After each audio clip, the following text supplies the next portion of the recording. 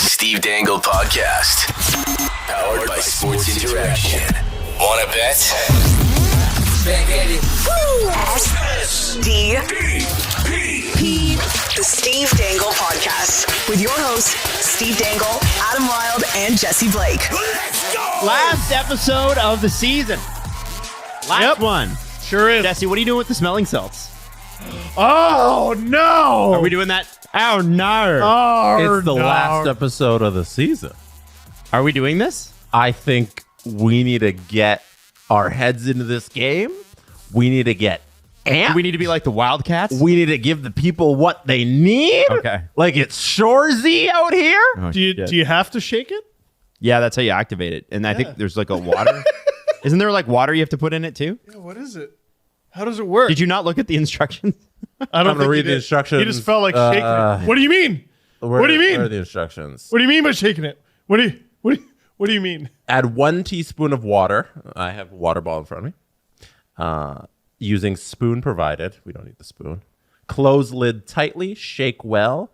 Uncap. Sniff. No cap? Perform. No cap for real. Oh. You guys ready? Perform. I'm ready. Are we doing this? I've never done this. I would like to do this. All right. Oh, well, there's the cap. Let me get I that. thought there was no cap. Okay. Water. I was told there was no. Why You do you need guys are water? going to have to, because you got to mix it with water. Why is water the activating thing? Oh, I can smell it already. Oh, baby. Justin's been bugging us to do this forever. Is it like does it smell bad? Is it like does it smell spicy? It gets up into your nostrils. Is it like wasabi? Okay. Teaspoon of water is in there. Hockey players do this on purpose, huh? Who's up first? Who's the guy who puts it in his eyes? Isn't that Barkov?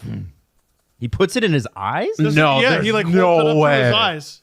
Yeah, I don't think he rubs it on them, but there was someone who made it very deep in the playoffs this year, and everyone's like, "Look at this weirdo." Since no one is offering, I will go first. You're looking Thank at me you. like, Adam, it's going to be you. I'm like, fuck, I know it's going to be me.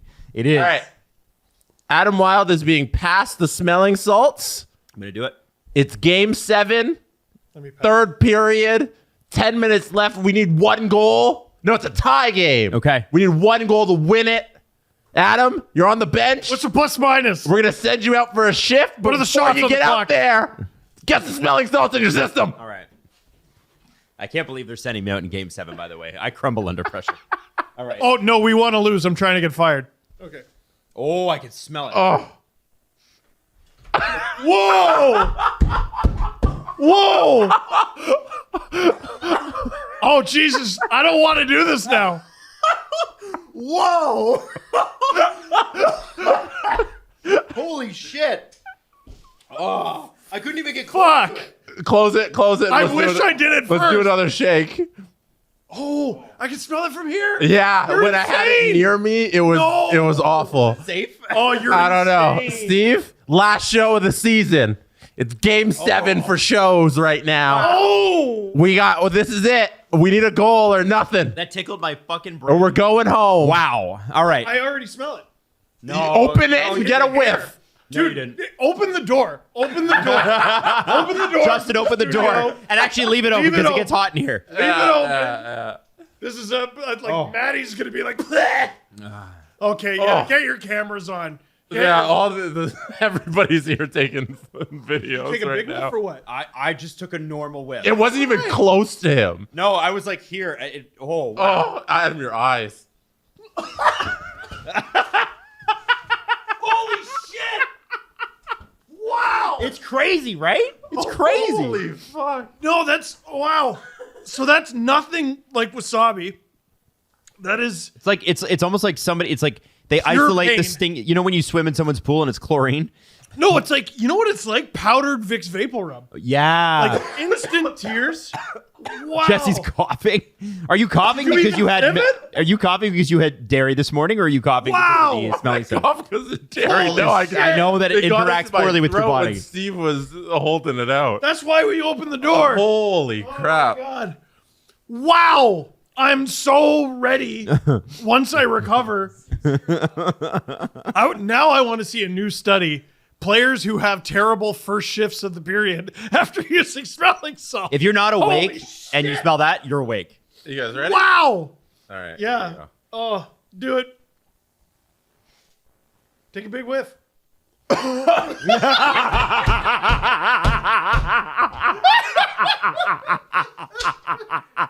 No. Yeah, it's crazy, Oh right? my god. Wow, right? That shit. Woo! Yeah, that's All right. that'll wake you up. Right, ready to Reeve, go. you want to fight? Oh, I got a coffee in front of me Jesse, for you might no wanna good reason. Close that.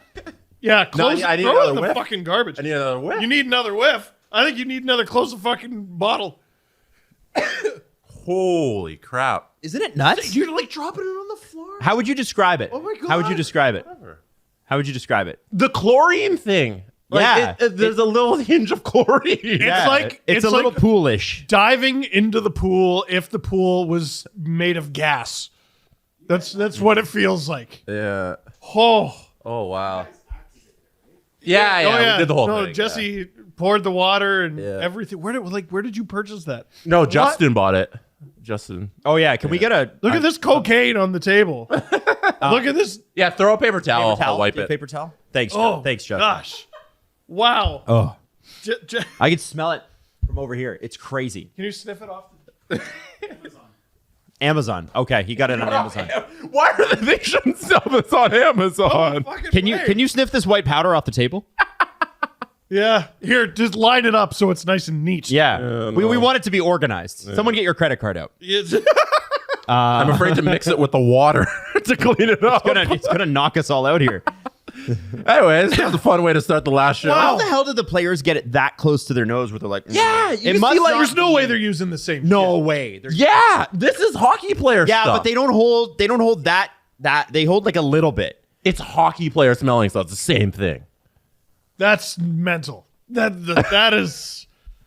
I couldn't believe we all choked. All of us choked. Immediately. Like there wasn't any of that. Like you see them make a face, like a grimace, like ooh. Oh yeah. See it No, sometimes. that was no. You see like the little, but then they're just amped and they're yeah. ready to go. No, I completely involuntarily gagged on my own life. Wow.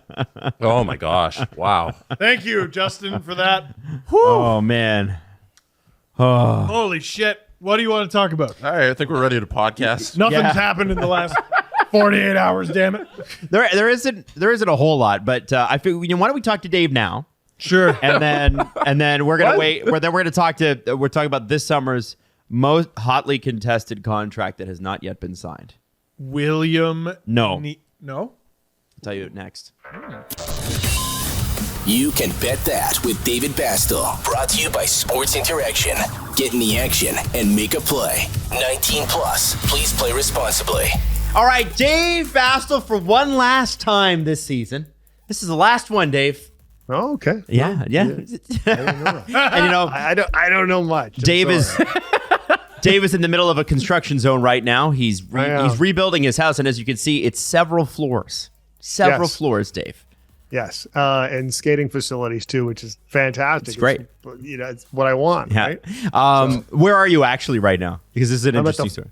I'm at the Ford Performance Center for junior Maple Leafs training camp or something of. Dave that is nature. participating. Yeah. Yes. Dave's one of the hot prospects. He's one of the junior Maple Leafs. He's in Kyle Dubas's bland That's office mine. that you hated. Oh yeah, that's where Kyle Dubas' shitty office was, right? The Ford Yeah, Performance at the Center. Ford Performance Center. It's Yeah. have you seen that Amazon documentary, Dave? It's the worst office I've ever seen, and he's always I in it have. with his I cardigan. It's the nicest. The nicest thing is his office is his cardigan. Otherwise, it's like here's some brick, Kyle. I wonder if Brad's office is there too. No, Living. not Yeah. yet. No. No, you don't think so? No, those things take months. They do, Dave, if you can, go scope out the Performance I- Center and try and find Brad's office. I will search that out and report back, maybe even with pictures. Unless I Yeah. get kicked out again. Oh, okay. I have a habit of getting kicked out of places in this place. I didn't think it was a hockey rink, but yeah, this was Plan B, by the way. Okay, yeah. But, I'm assuming there was supposed to be hockey in the background. Women's World Cup starts July 20th, so there's a lot to go on here. But let's start with the Canadian angle. Canada versus Nigeria. The odds are a little bit in Canada's favor on this one. yeah. When you look at it, Canada paying a 1.28, Nigeria paying a 7.60, a draw, which obviously you guys know happens in soccer quite a bit, just under a 5. So, according to these numbers, this is this is at least a Canada 2-0, 3-0 game. But thing is, with the men's and women's program in Nigeria, you don't always know what you're going to get because of the lack of scouting and so forth. But you always know that you're going to get a quick, fast-paced game. And I'm not saying by any means I'm taking Nigeria as a long shot here, but I think this is going to be closer than what a lot of people think it is, guys. Any thoughts on this? Are you guys looking forward to this? And of course, happening in Australia, which, conditions a little bit different out there and time zones as well, as far as when we're going to actually watch this game. Yeah. It's interesting because Canada's in the group with Australia, and I want to take Canada to win their group. But I would never bet against the home country that's also good at the sport, because they always ramp up the home athletics to peak at the moment you host your World Cup, right? So I'm not going to bet against Australia to win the group, but I did put my $5 down on Canada beat Nigeria, which will pay out $1.40. Group B is Australia, Canada, Republic of Ireland, and Nigeria. And I think it's interesting that all those countries. I mean, Nigeria is obviously the long shot, but Ireland, as much as where it's it's just the Republic of Ireland, everybody plays soccer there. Everybody. Yes. So it's not like, as much as the odds are, although I have to say the odds are kind of crazy. If you take Ireland, it's like 16-1, right? Or 17-1. Almost 17-1. Yeah, you're right. And a lot of people are talking this the group of death because they figure that all four teams have the ability to move to the second round or the qualifying round, because only 2 out of the 4 will move on. So you mentioned there, Australia 1.51, pretty good value on Canada to win the group, actually almost 3-1. So if you're interested in taking a team that's had very good history in this tournament and a good squad, 3-1 is pretty good.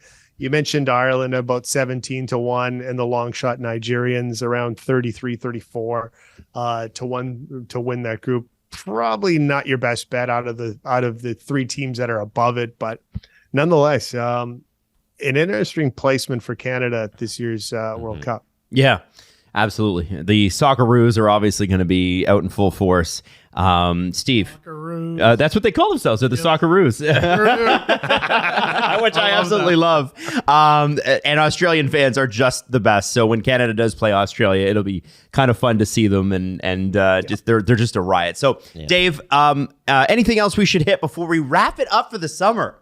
Just one thing. Yeah, it does sound weird. You're right. The winner right now, they're looking at a USA England final as far as the odds are concerned.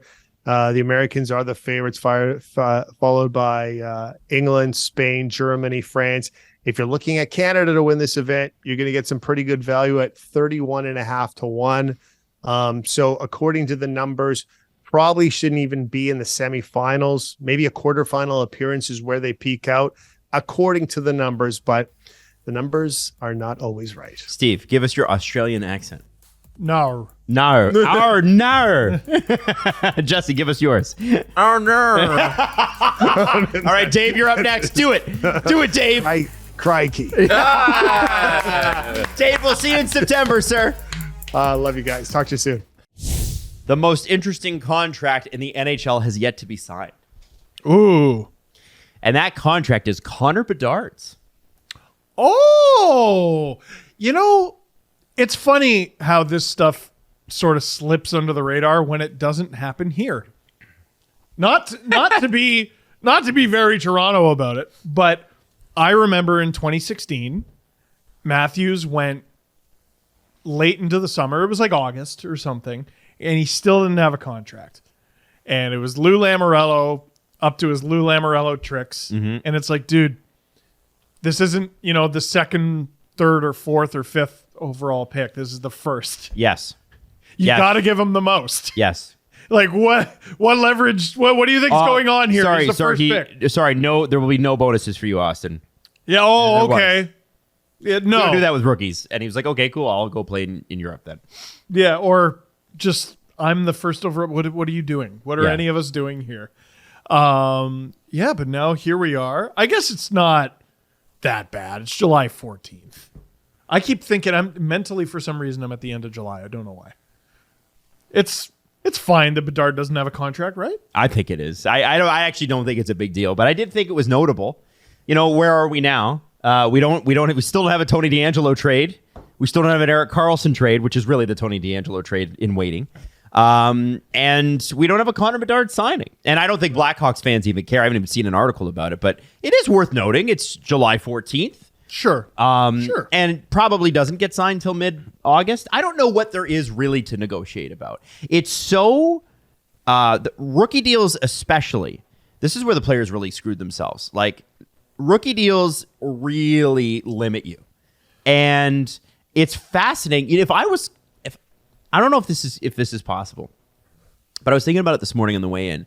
If I'm Connor Bedard, why do I sign a 3-year contract? My ELC should be 1 year. See, and then I want a big contract. I think that's a CBA thing. Is it? I'm pretty sure it is. No, because we've seen ELCs go 1, 2, and 3 years. Yes, but that's based on experience and age. Remember, there was an issue. It was someone on the Canucks, Russian guy. Can't quite remember his name right now. But Nikita Tremkin. Okay. Jim Benning wanted to sign him to a 3-year ELC. And I believe they even announced it until the NHL went, no, he's too old to sign a 3-year ELC. You can't do that. It's actually 2.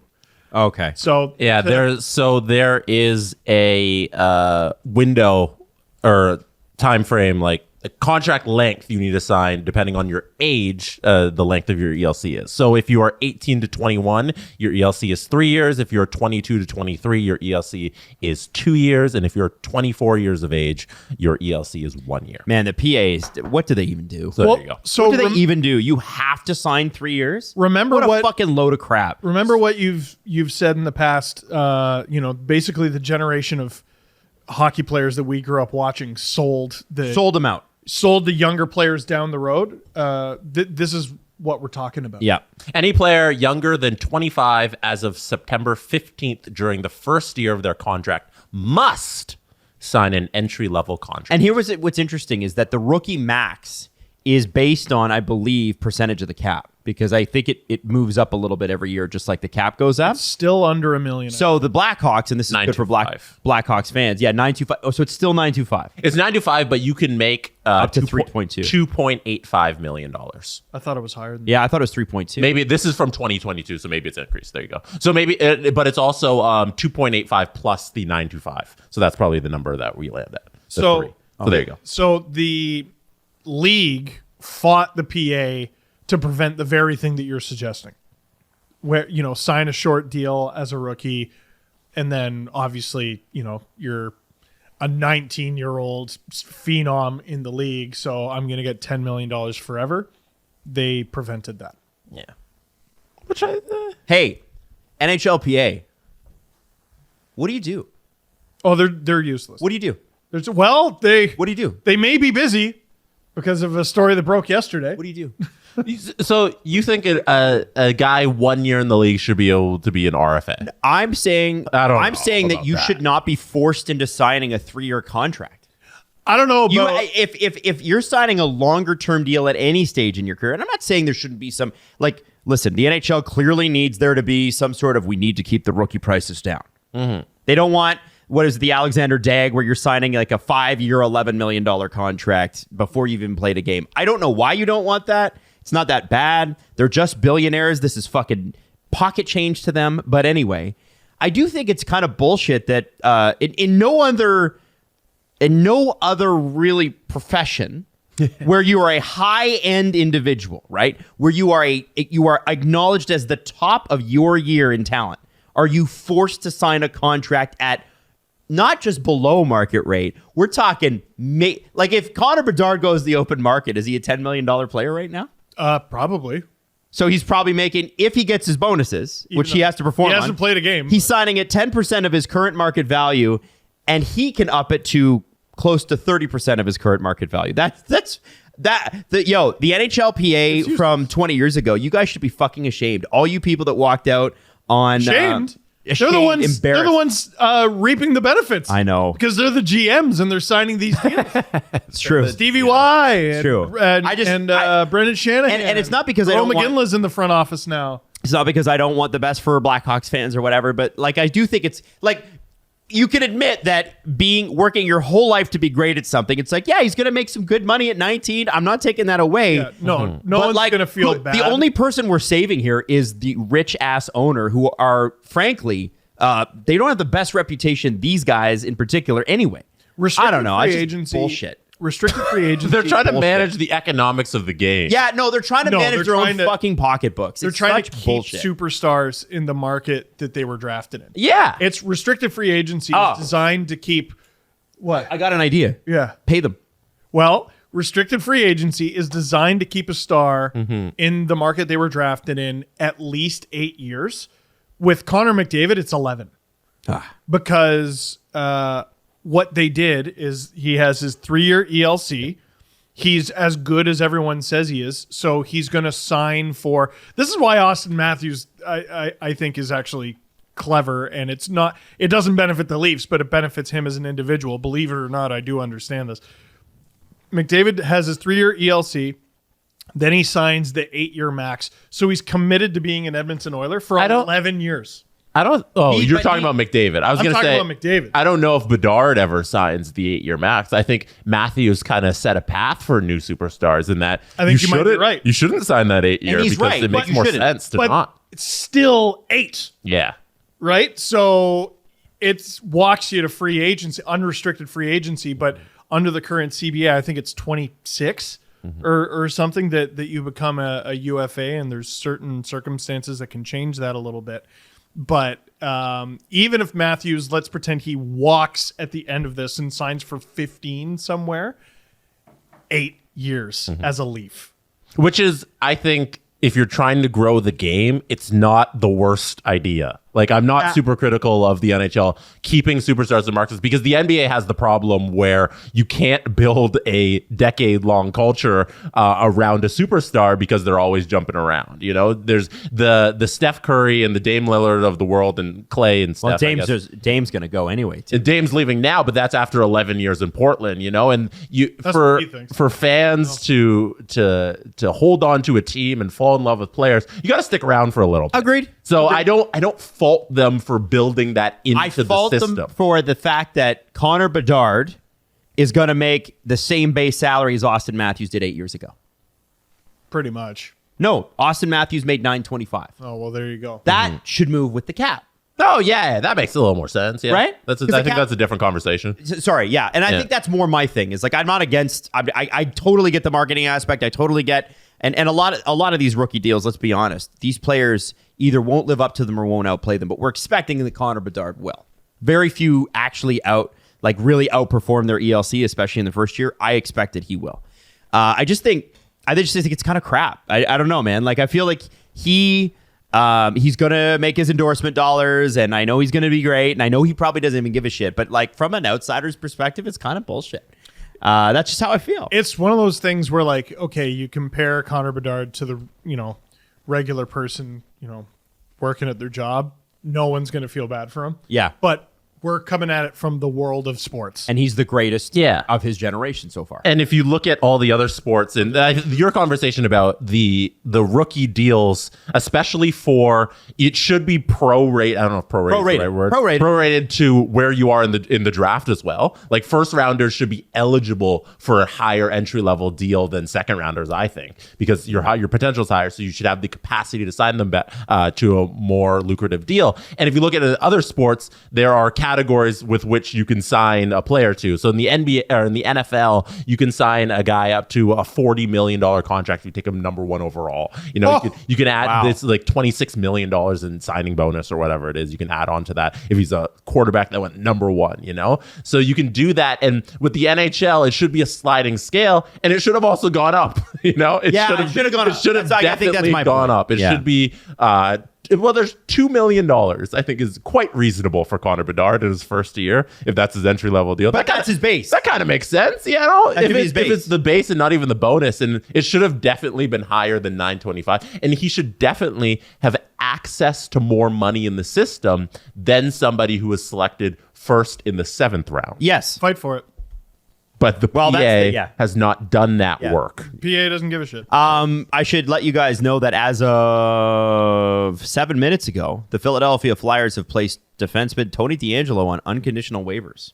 So it looks like the trade to Carolina is not happening. Excuse me? Which might mean that Erik Karlsson might be a Carolina Hurricane. Whoa. Wait. Maybe. Wait, though. So we made a big deal of Philip Zadina walking away from something like $4 or $5 million. Tony Deangelo has another, isn't it? This isn't for purpose of termination. No, this is not a mutual. Yeah, this isn't termination. This is a buyout. This is they sent him down. This would be After a year? This would be his second buyout after a year. By the way. Chuck Fletcher should just... He hold on. The Rangers bought Tony Deangelo out after his first year as well. Oh, my His God. first big extension. How isn't that poison? How is it like someone's going to sign him after this? How isn't that poison? How isn't that the end of it? I don't understand. He signs a deal with a multi-year deal with the Rangers. Yeah. They buy him out after year one. Yep. He plays 1 year in Carolina. Mm-hmm. Then he signs in Philly. Mm-hmm. So he did great in Carolina. Didn't get bought out even once. Yeah, it's crazy. Gets traded to Philly, signs his contract there, and after 1 year, he's getting bought out. Yep. How isn't that the end of it? I mean, I don't know if it's the end. To be honest, the other way to look at it with Tony Deangelo is that It's just bad value. well, yeah, the buyout makes so much sense. that is it? Philadelphia did not want this player, not because necessarily they didn't like the player or whatever. It doesn't fit where they're at, and it was the last GM's guy, and it's not this GM's guy. Like, forget Tony's history with the buyouts. Don't forget Tony's history. I was like, well, I think in the sense that he obviously is clearly an NHL defenseman in the right position. It's just that this is a flat cap league, and we're going to talk about this actually with the Capitals as well and how much trouble they're having. They can't find a taker for this guy, even at 50% retained, because $2.5 million is double and a half how much the cap went up for each team this year. And he's a $5 million defenseman, 50% retained, $2.5 million. Everybody's cap went up $1 million. It's hard to sign. Hard to trade a guy like that. Go ahead, Jesse. The buyout penalties here. So this year it'll cost them $1.66667 million against the cap, and the same amount next year. So they'll save $3.3333 million on the cap this year, and since they'll incur a cap hit, they'll negative savings next year. But only 1.6 against the cap for the next 2 years to buy out the $5 million contract of Tony Deangelo, and there's not more info on that tweet from Philly, so maybe they are working on a mutual termination, because the first things you got to do is place them on unconditional waivers, and then the second step is the buyout or the mutual termination. So maybe they are working on that and they're letting him go somewhere else. I don't know. We just need more news. Oh my gosh! I can't remember the last. It sounds like it might come fast and furious. We'll see if this is what is happening and. He was linked to the whole Erik Karlsson thing. I knew it. I frigging knew it. I knew it the second I said this is going to be the last show. I knew it. Shut up. No, you were trying to will news into existence. Wake up, sheeple! Yeah. And they're listening. They're right there. Wake up, sheeple! I can't remember what I was going to say, but it's a reasonable buyout for Philly. I will say that. Yeah, it was buyout or termination. We'll see. That deal, the butterfly effect we talked about last episode, that CBA rule changes the trajectory of a lot of stuff. Oh, I remember what I was going to say. I can't think of. It is the purpose of contract, according to Cap Friendly, contract termination. There you go. Wow. Not a buyout. 1 year left. We'll forfeit $5 million. It looks like he said. It looks like he's betting on him. He's doing the Zadina. He's willing to walk away from that. Wow. So the buyout would have made sense. What would the buyout have looked like, Jesse? I just went. You just did? Okay, yeah. Sorry. I was pulling up. I was digging to find, like, is there any reporters not in Muskoka right now? I'm sorry, that's literally what I was. Okay, that's okay. The mutually terminated contract that's crazy. Damn, I can't believe Danny Briere got him to do that. That's crazy. Fucking masterclass in Philly right now. Because you have to agree, don't want this $5 million. This is how, listen, we keep talking about how the NHL isn't doing well compared to its, counterparts, and people are like, do you even like hockey? And this is what we're talking about. The cap tied to the success of the league, has been so poor and so shit for so long that at the first sign the cap is going to go up, players are willing to walk away from literally millions of dollars because of the opportunities that are on the horizon, assuming there isn't another global pandemic. Philip Zadina walked away from something like $4 or $5 million guaranteed dollars, and Tony Deangelo is walking away from what is it? $5 million. Exactly million $5. He's walking away from $5 million for 1 year of work. And his buyout number, if he had made it, Jesse, would have been, even if he didn't walk away and they bought him out, he forced a buyout. How much money he would get? Yeah. Couple mil? Initial cap it, buyout costs, post buyout earnings, savings, cap it. I don't know. Where's It's on the furthest right, I believe. the cap it annual cost? I guess he would make the 1.6 million of the buyout. Yeah. So he'd make 1.6 this year and next year. Like there you go. He needs so. It's about 3.1. John 3.2. Klingberg 3.2. signed for 4.15. Like Tony Deangelo doesn't even need that to be made whole between the buyout and whatever he's going to make this season, assuming he signs somewhere. And then the years going forward with the cap going up, it's fascinating. Now, Does Philly have somebody else or somebody who is in what's the RFA negotiation called? arbitration. Because then they'll have that second buyout window. I want to say they signed both their guys. So they might not have had the second buyout window. Yeah, they signed Cates, and I can't remember who their other was. I want to say they had two. Okay. Now, I don't want to bring it here, but yesterday we found out Alex Galchenyuk was on unconditional waivers for purpose of contract termination. We're looking at this Tony Deangelo thing as purely hockey. The Flyers making a decision and Deangelo making a decision. We just got the news. We just don't know that. Right. We don't know that. But what a fascinating time. What a fascinating time to follow this sport. Let's assume that's exactly what happened. It's purely hockey. Yeah. Deangelo's done it. Zadina's done it. It's only July 14th. Who knows? Maybe another player chooses to walk away from millions of dollars.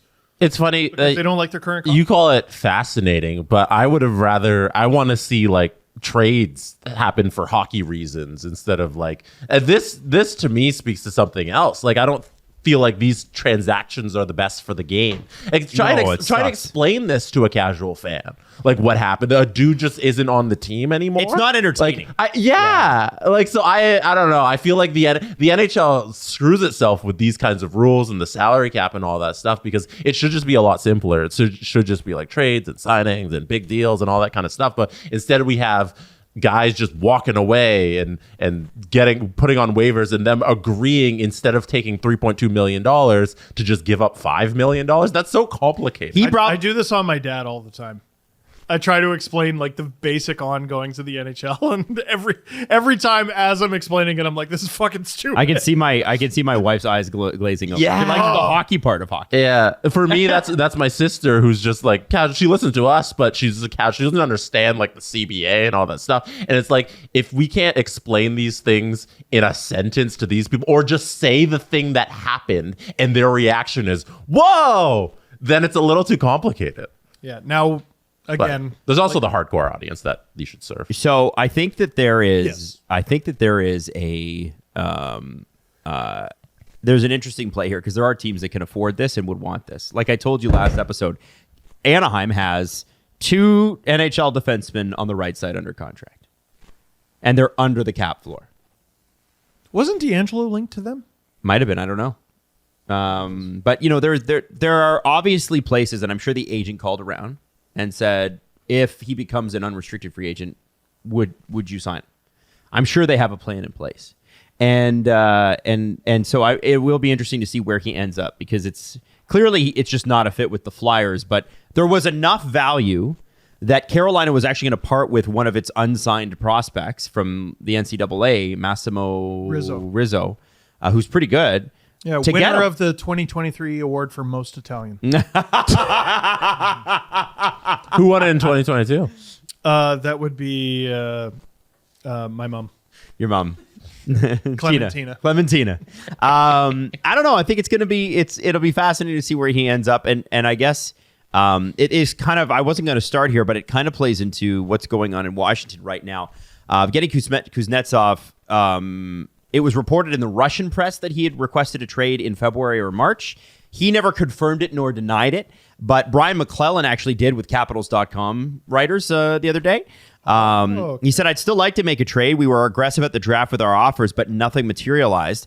I feel we have some pretty good offers out there, and guys we're pursuing haven't moved yet. I don't know if they move them now or when they move.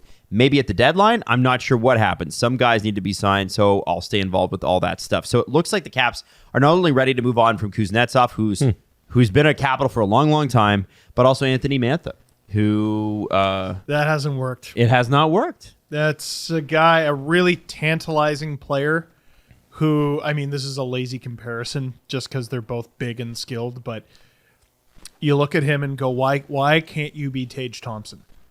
Like, why you have the tools. Yeah. Or looked like you could one day have that.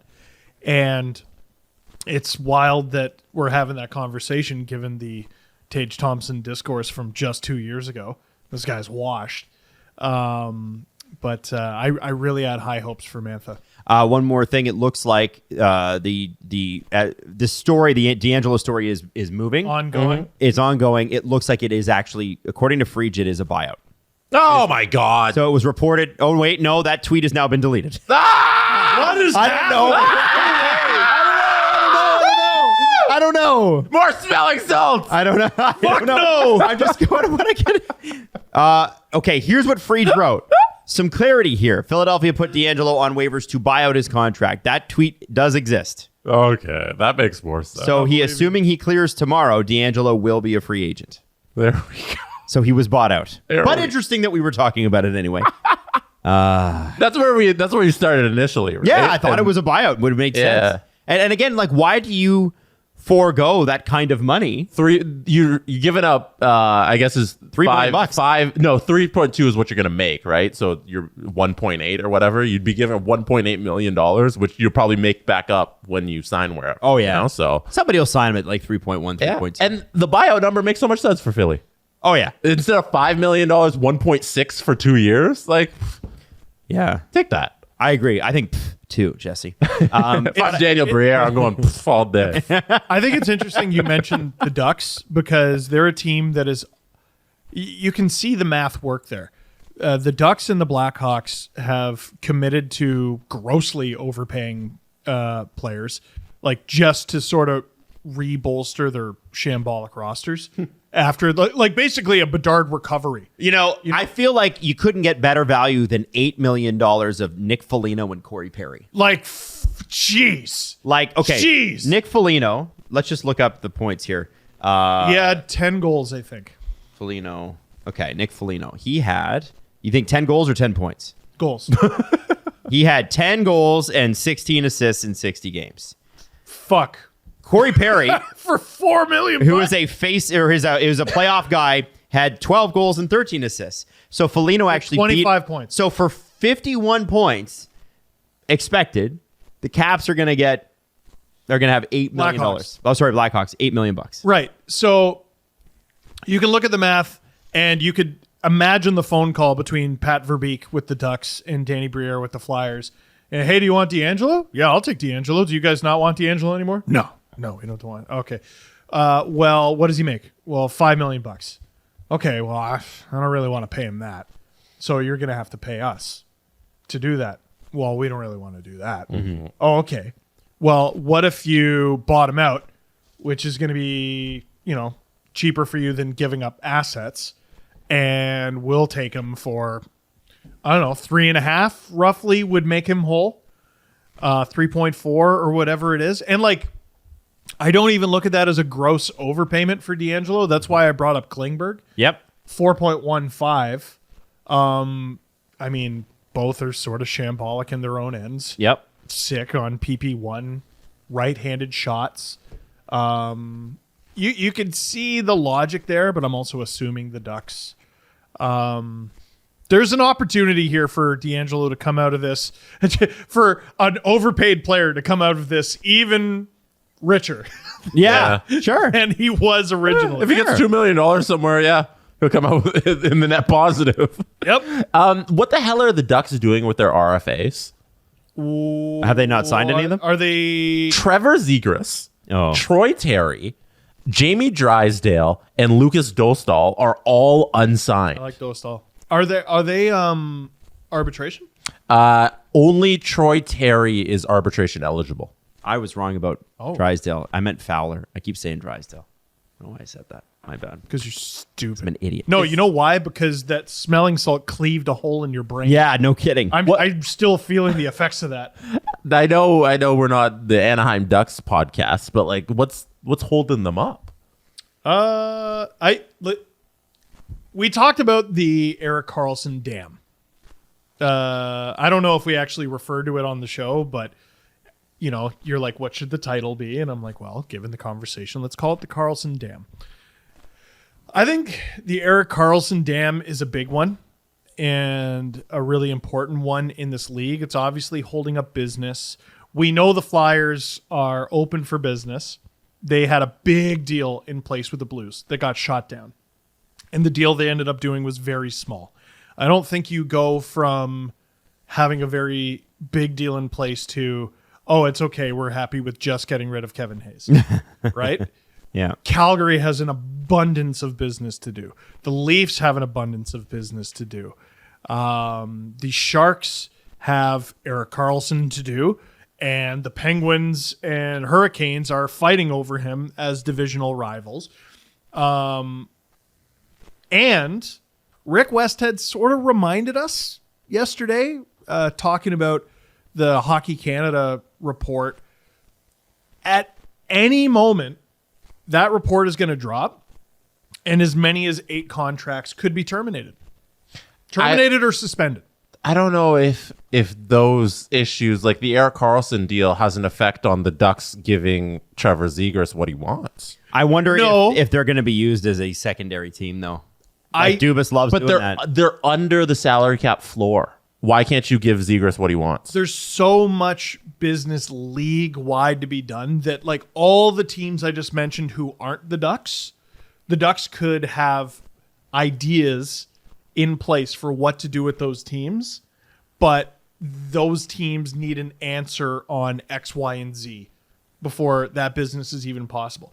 We haven't seen this kind of backlog this far into the summer for quite some time. Like, we're weeks into the off season, and there are fantastic players who are available. If they wait too long, they're going to get shafted on their deals. You're going to be able to potentially get someone like Matt Dumba at like a fraction of what you should be able to.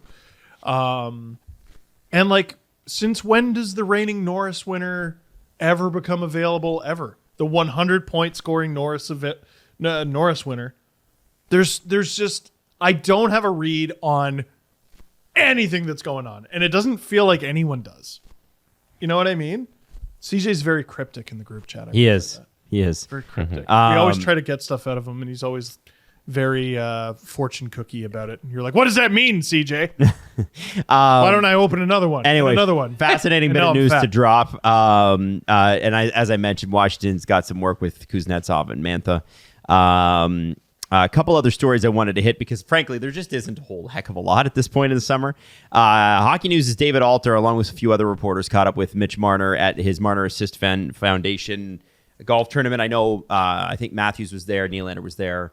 They've obviously been in the news because the extensions. Why? But the big quote is, I know both of them have a lot of joy and love for this team and wanted to be here. This is Marner talking about Matthews and Nylander. We'll see. If need be, I'm going to try to get involved and help on both sides. But at the same time, they're my buddies before they are my teammates, and I'm going to look at them as that. As in, he doesn't want to get too involved. I guess the idea is they want to keep the three together. Now, here's where, and I just, please, internet, do not overreact to this. It's pronounced Steven. Here's what Marner said about Brad Treliving. Brad came in and defended us all, really, and our team. It meant a lot for us that he came in and did that. It's not just 4 guys on our team. It's a full team effort every single night. It's not the narrative a lot of times, but we all know we got to be better, and that's what we're excited to do when we get the season going. What does that mean? Well, how do you read? I think the read for me is that I think, for whatever reason, it was really important to this group that that the general manager defend them, and that maybe he meant to say something different or meant it a different way. Sometimes you're in a scrum and your word doesn't come out the right way. But it clearly went a long way with the Leafs players that Shanny and that Brad Treliving, specifically in this instance, believe in this group, at least in the public eye, as much as they do. And that is going to be frustrating to hear if you're a certain section of Leafs Nation, especially Steve, who is like, yeah, like, we do believe in you. But how many times can we believe in you and you don't get it done? Sheldon, listen, you're a free man. New GM came in, didn't fire you. He's not going to fire you. But he could at any moment. First game they give you that is a dog's breakfast, like they did at the beginning of the season this past year. You carve them, and don't you dare walk it back. Don't you dare walk it back. Yeah. These guys are tiring. Oh, yeah. It's not. Yeah, I think there is some positivity in the fact that, you know, he would try to keep everybody together here, because apparently, especially with Nylander's camp, they're quite far apart. You could not be more supported. It's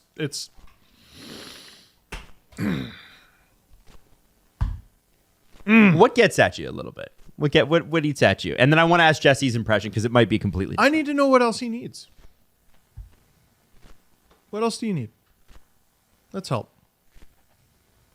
Let's give you what you need. What do you mean? Is it the best center this organization has ever had? Is it $10.9 million? Can we do that for you? Can we walk back every criticism ever? Can we... What do you need? What do you need? Come on. Out with it. Use your words. Like a dad. Jesse, how do those quotes hit you?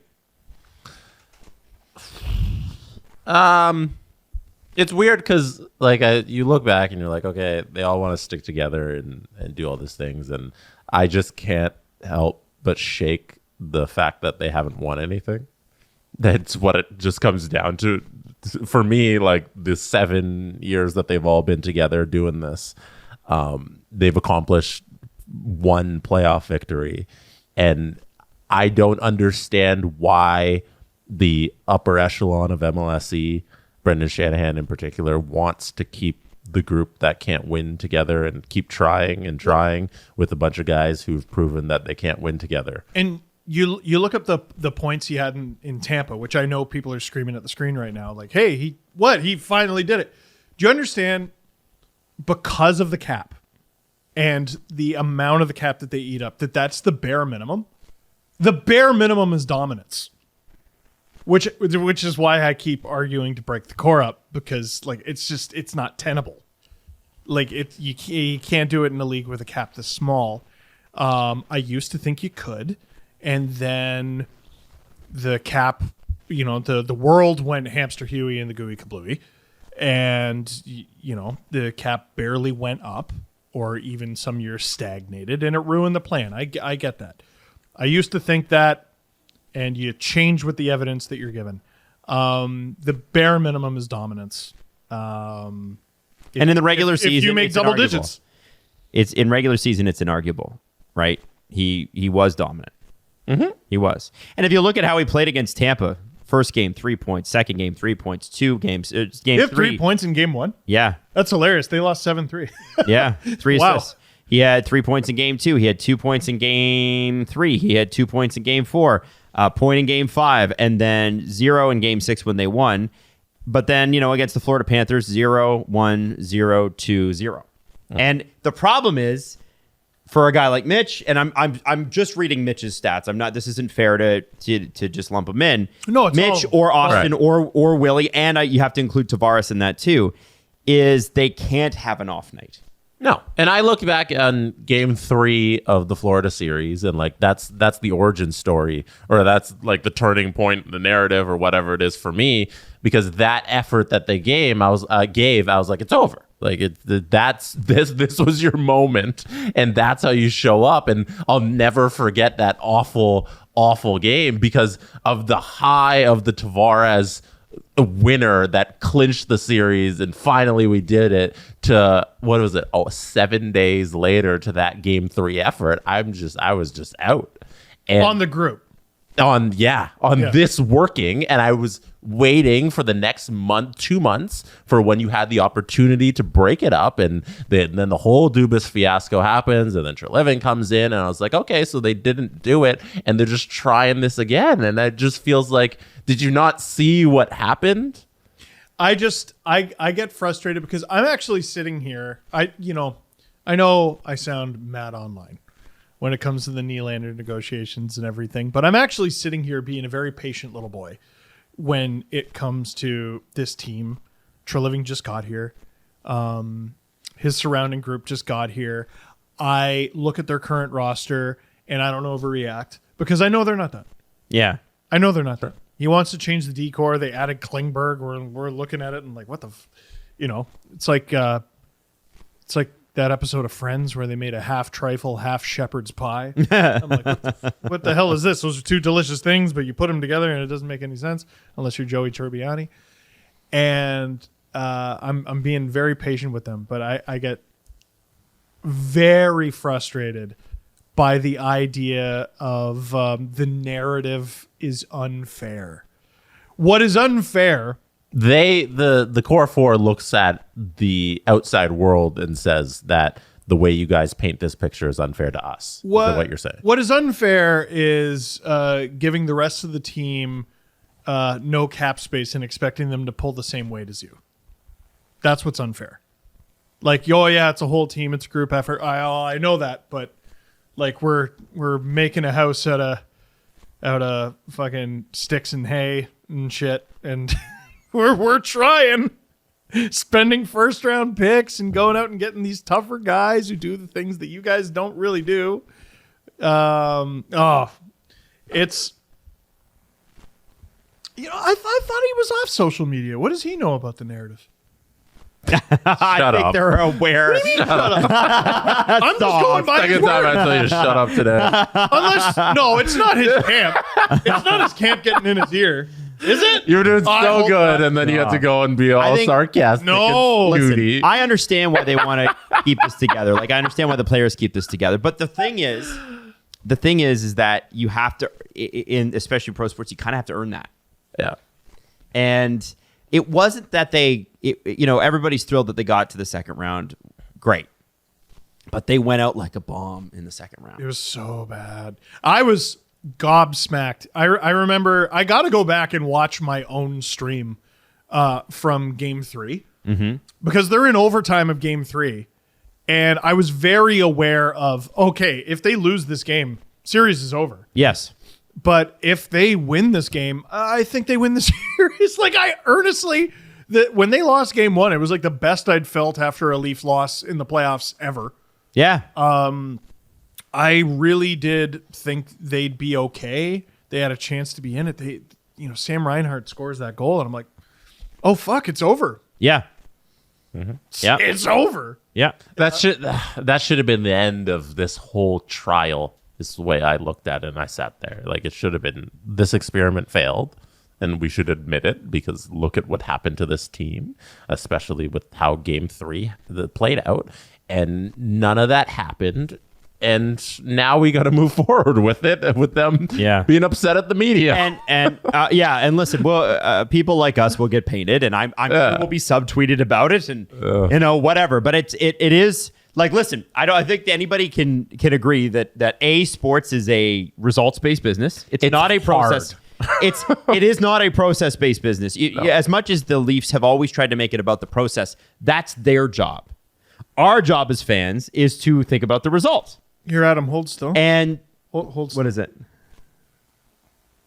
No, I thought you don't look anything like Matthew Tkachuk. I don't understand why people are mistaking you for Matthew. What Tkachuk. do you mean? And like, no, you don't look like Sam Bennett either. Like you're what's taking him down. Well, you're what's taking him down. Yeah, I think that you're what's giving the Leafs a hard time. I don't really. There's no one on the Bruins who really looks like you, or the Habs, or the Blue Jackets, or the Capitals. Or the Bruins again. There or has the Lightning been that one time. a desire that has been. I'm so sick of it. There's been a thing. I'm so sick of it. Fucking win something. Our job is to look at the results. Over it. And the results, I don't think anybody can agree or can disagree. The results are just not plainly there. They're just not there. It's ridiculous we even have to argue that. It's childish. Yep. I'm so There are certain sections that are going to be really mad at you. How dare he's trying to keep them together. Steve, what's wrong with you? 2 and 2 equals 4, no matter what. Okay. All right, there you go. You're not gonna massage yourself into being right about this. So we'll see what happens this summer, and when we do come back, and I'm sure we'll be back before September. Like, first off, we got videos coming out, and we'll talk a little bit about what the plan is for this summer for the channel and that sort of thing too. Because if you think that content's just going to stop, it's not. But, when we're back to our regular 3 shows a week in September, I think it's going to be fascinating to see what this roster looks like. It will look a lot different, and I'm really excited. And listen, just like you, all of us cheer for these players. We all want them to succeed. I think the thing is and this gets frustrating, is that, like, we are, it's funny, by certain members of Leafs Nation, it's you guys aren't Leafs fans enough. And then by people like fans of other teams who are like, they should only talk about the Leafs, they don't know shit about any other team. And you're like, okay, well, you can't win with either side. But I would say this. I think that means we do a good job. I cheer for these guys. I cheer for these players. I would go out and get a Mitch Marner or an Austin Matthews or William Nylander or John Tavares jersey tomorrow. They can't get away from, and the Leafs can't gaslight me into the fact that they are the core of this team. It does matter how they do, and the Leafs win or lose based on how those players play. When Marner scored the game winner in Game 4 against the Panthers, I wasn't like, fucking boo! Boo! I wish it was someone else. He's a Leaf. No, I want him to succeed. Yeah, absolutely. I want him to stop giving a shit about the narrative. That is a really good point. That's a really good point. I'd love him to stop giving a shit about the narrative. What the narrative is. I'd like everyone around him to stop giving a shit about the narrative. I'd just go out there and win. And if you win one cup, no one will remember these 7 years happened. Yeah. You'll get a statue. Maybe they will. Or it'll be part of the story. It'll make the story better. Like there are, the stories of true dominance, Michael Jordan and the Bulls and everything like that. And then there's the story of this team who couldn't fucking get it done, and then they finally did. I mean, isn't that the Michael Jordan story? You could argue it is. I'm too young to know unsuccessful Michael Jordan. Yeah. That's what I learned from watching that documentary. I was like, I didn't know he lost a bunch of times. Let's make it about hockey for a second. It took Mario Lemieux 5 years to make the playoffs. Yeah. And I wonder, I would love to go back and see some newspaper articles. Like, yeah, sure, he can put up 7 points a night, but does he see any good? Yeah, exactly. Well, and that's I don't know. And you look at it here's the thing. The difference about Lemieux's Penguins versus not making the playoffs now is 7 teams missed back then. You could be well under 500 and still make the playoffs. There was only 21 of them. So 16 of 21 make the fucking playoffs, and Lemieux's Penguins were so bad they couldn't do it for 5 years. How about, that's a young team that finally grew into success. What about a team that looked like they were cooked and they didn't win until their star had every hair on his head and face be completely gray with Ovechkin in the cap? Yeah. We thought they lost in 2017. We went, that's it. He's never winning one. And he got one. The next fucking year, too. Next fucking year. Yeah. Okay, so, Jesse, I sent you a video. Yeah, why do you want to talk about the in-season tournament? I just thought, so there's an NBA in-season tournament happening this year. Okay. And soccer does this all the time. Hockey purists would be like, but it's not the 82-game schedule. But what I like about it is it actually creates something worth playing for early on. Because here's the thing that always gets me, man. Like the players come out, the teams are like, oh well, it's early days, it's too early to judge the team if they play like shit. And the Leafs always start slow. And people are like, when you get on them about it, people are like, it's too early. That's not even a valid argument. I'm like, okay, so when is not too early? What I like about Vegas is or about this NBA in-season tournament is there's something to play for right away. So you can't give me that bullshit line that it's too early. So I want to play this video because first off, I love the way the NBA hypes shit up. If this was the NHL doing it, it would be fucking Gary Bettman on a white background. The way that they promo this, tell me you could not get excited and could not get up for this. This is hockey. Here you go. All right, everybody, the NBA first ever in-season tournament is now official. But how does it work? Like this. I love Richard Jefferson, man. First up is group play. All 30 teams will be split into 6 groups, 3 from the East, 3 from the West, with a random draw based on last year's regular season records. Each team in a group plays each other 1 time, a total of 4 games, 2 at home, 2 on the road. 1, 2, 3, yeah. Now, those games happen Tuesdays and Fridays in November, so set your calendar. Basically, these regular season NBA games also count as tournament games. Awesome. Now, in each group, the team with the best group play record after those 4 games, they're moving on. The team with the next best record in each conference, those 2 are the wild cards. Always watch out for the wild cards. Now, we get to the knockout round. 8 teams, single elimination, and you know what that means. Win and move on, or lose, and you're out. And the last 4 teams standing, guess what? You're headed to Vegas, baby. That's right. In Las Vegas, the semifinal battles will get us to the championship game on December 9th. 2 teams in a winner-take-all final to be named champion and be awarded the first ever NBA Cup. Come on now. Look, there's a lot to look forward to this season. Players on new teams, rookies new to the league, and teams just looking to make some noise. And the NBA in-season tournament is going to be a can't-miss, must-see, high-stakes, high-level competition. And if you're a hoops head just like me, I promise you, you're going to love it. First of all, that's a friggin' fantastic video. Good promo. Really, really good video. Second, people are going to clown on this and say they don't care until their team wins. It's the second your team wins a game, you're going to feel really good about it. And once you've won that one game, why not win the whole thing? The other thing is there's money on the line for the players. So they care. And these are regular season games that already count. But what I like about it is it takes a regular season game, it takes a hamburger, and it elevates it. Oh, this is a hamburger with Wagyu beef. And you're probably less likely to get a player or buy a ticket to a game where a player is resting. Yes. Ideally. And then, of course, where do they have it? Vegas. Yes. They have the fun part in Vegas. One thing I was confused about, and maybe he mentioned it and I missed it, they're regular season games that are just handed extra meaning, but the final 4 have to play. They're extra games. Interesting. Yeah, I thought that was one of the most fascinating parts is that the Tuesdays and Thursday games on the NBA calendar, starting from November through December when you get to the semifinals, are now double games because they count for the NBA Cup and now they count for the regular season, which is kind of cool. Well, and like if I'm one of the fans that has to choose between like NHL or NBA, I mean, it's basically, what are you going to watch? Are you going to watch regular season anything versus playoff anything? You're probably picking playoff, or a lot of fans are.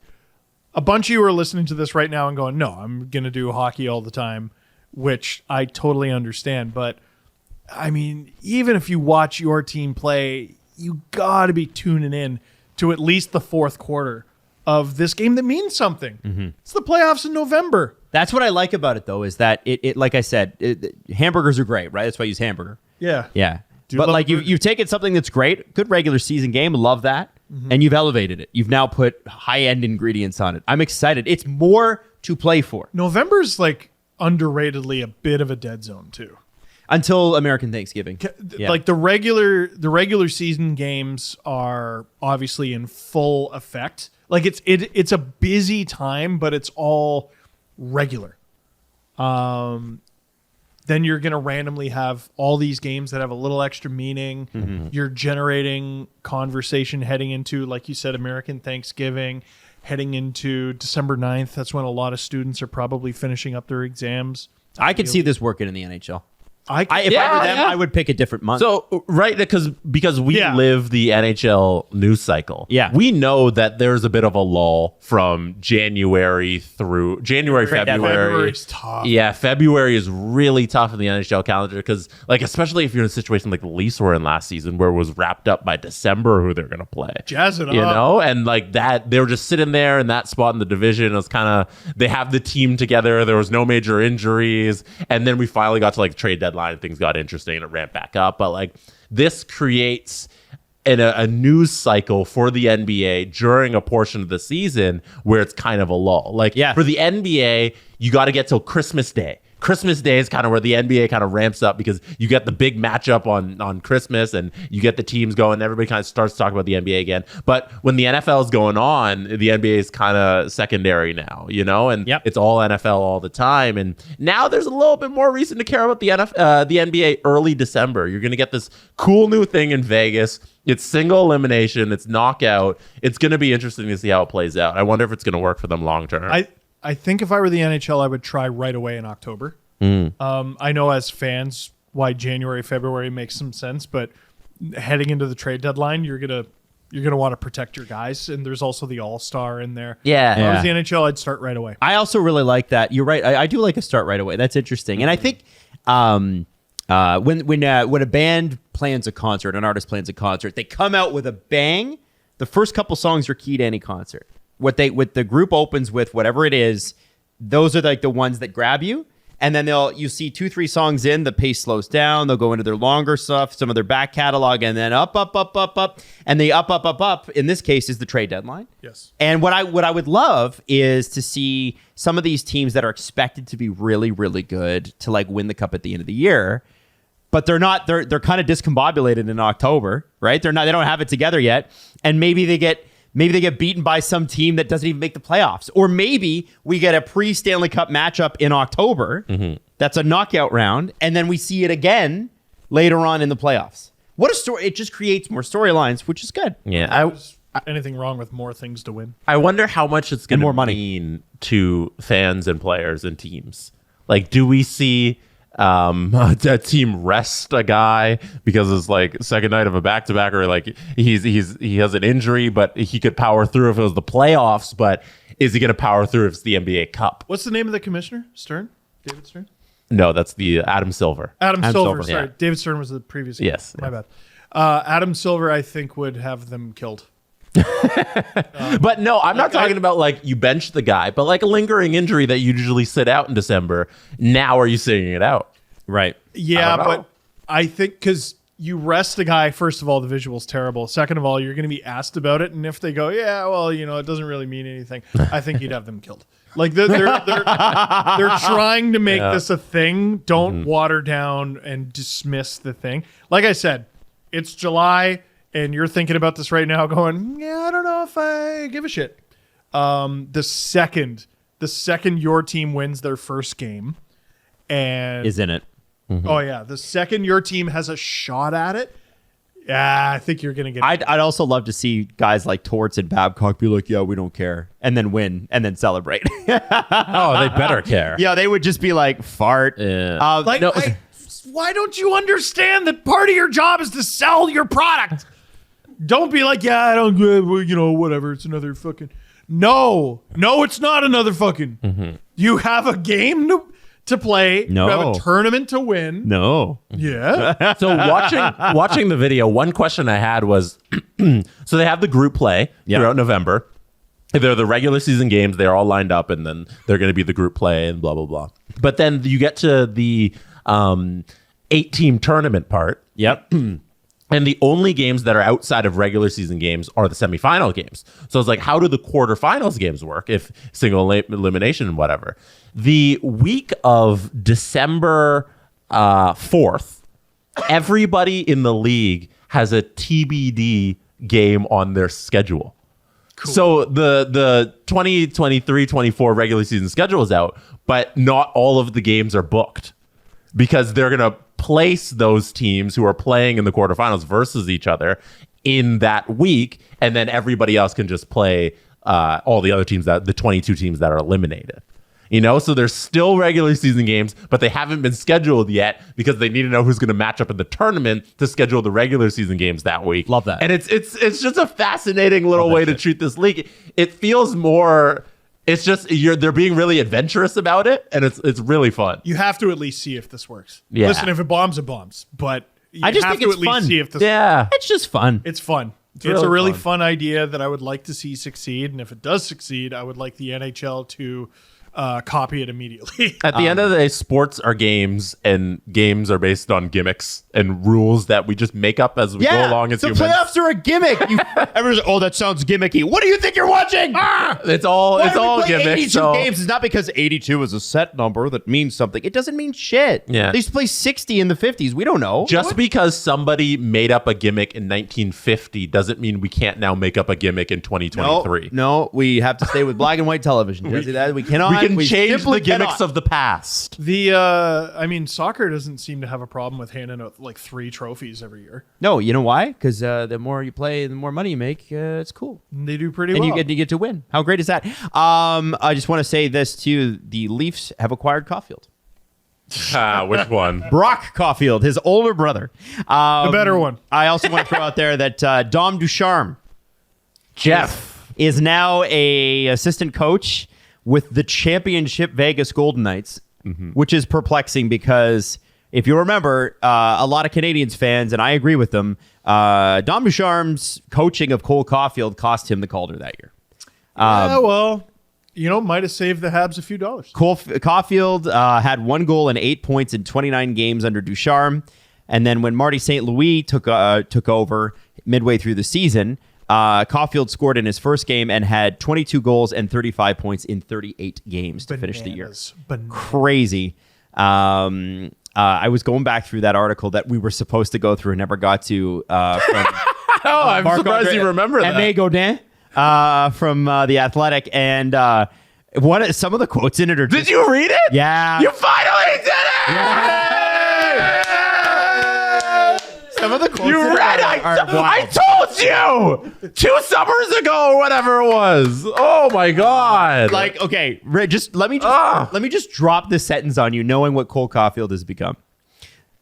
And this is not a quote. This is just Godin writing. The fact that Alex Belzile was given more ice time than Cole Caulfield in an NHL game is another way to look at how Ducharme navigated the waters. On one hand, you have an AHL veteran who works extremely hard. On the other, you have an NHL rookie who looks completely disoriented. Wow. So let me just... That's Cole Caulfield. Yeah. Just to give you an idea, Alex Belzile played 31 games for the Rangers this year. Cool. This is where they were at. It was such a mess. Damn. Here's what Godin was really intense about this. Yeah, I tried to get you to read it 2 years ago. When Ducharme was fired, the Canadians looked dysfunctional with no cohesion, no success, and not even competitiveness. As soon as St. Louis took over, the Canadians found their stride. Yeah. Players who were in season-long slumps rose up from the ashes. There's 2 sides to like every sports argument. Everyone was united on what the fuck are you doing with Cole Caulfield. But here's what I want to throw out there. Yeah. I said all the way to the finals that this guy was a bad coach. Yep. And that's the one damn thing that I was right about. And He was every round always they a won, bad you coach. look more ridiculous. Yeah, they kept winning. And has anybody flamed out faster than this guy in the NHL? He's with Vegas. And As a head coach, I'm talking about. And he's joining a... And this is what I don't understand. Why? So it's interesting. I want to talk about this particular quote because he was upset midway through that season that he coached Montreal. You have to remember that Bergevin was not fired but resigned. Yeah. But he was fired. He was told to resign. That's what I think It happened. was very odd. And he said, the side of it that hurts or that's most disappointing to me is not having the chance to sit down with Ken Hughes and Jeff Gorton and tell them how I saw hockey. If the plan was to lose the most games we could and to play the young players, I would have liked to have known because I would have had a different approach with them. I was trying to squeeze as much as I could everywhere to try and get some results. I saw teams with games canceled because 4 or 5 guys got COVID. We had 10 and another 8 who were injured, and we still played. You have Cole Caulfield. Use your head. Now, if you want open conversations with management, Vegas ain't for you. We know how that management. Very true. We know how that management group talks. But if you want to avoid young players, Vegas is for you. Vegas is for you. And then he says, looking back, there might have been some small adjustments. Asked if he was going to do anything differently. Small adjustments that I would have made, but not an enormous amount. In this league, there are maybe 5 ways to play. I would have played the best goal scorer in the organization. You see the style of the Islanders under Barry Trotz or Colorado style or Edmonton style. It depends on your personnel. But we couldn't open up the floodgates. There are some things that I would have done differently maybe in the neutral zone.